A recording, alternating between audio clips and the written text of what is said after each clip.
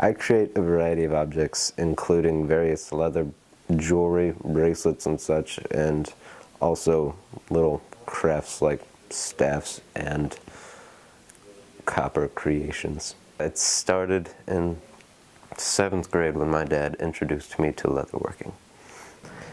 He just showed me how to use some of the tools like the stamps and the hammers, and after that I picked it up and started improving my skills from there.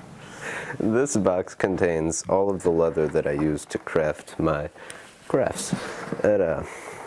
I've acquired all this leather at different times. It wasn't all at once. Some of this I may have bought a couple weeks ago, others maybe months ago, but some of this I did acquire from my grandfather's inheritance, like this piece, which there's not much tooling you can do with it, but you still can make it into cool things. My grandfather has not inspired me in my crafts outside of him giving me certain supplies to make them with. He was more of a Native American enthusiast, and I haven't really focused on any topic like that, so I tend to make things from a variety of cultures, if you could even consider them cultures. Well, it sort of started off of me having a rather nerdy childhood. I've enjoyed stories from the past, and it's reasons like that that I intend on going to fields like anthropology and archaeology in my college years. But it's just a fascination of all the stories and legends and myths that's caused me and inspired me to create some of these things. This is an unfinished project that I had started about 6 months ago. It was meant to be a sea monster type thing, originally inspired by the Loch Ness Monster. And what I intend to do with it is to give it a more wide tail and add a shell to it. Well, there's not too much of a unique story of the wallet, or from the wallet, because it really just started out from my love of various mythologies, and the tree pictured on here is the world tree from Norse mythology, and it's called Yggdrasil. The warrior came from a bunch of wire I found in my grandma's basement and decided to start crafting, because, as we all know, grandmas can be rather boring at times. The man was made about 6 months before the dragon. It was meant to be a man, and I started adding little weapons I made to it later. The story behind my staff is that I found an abandoned broomstick behind Jack in the Box and decided to take it home.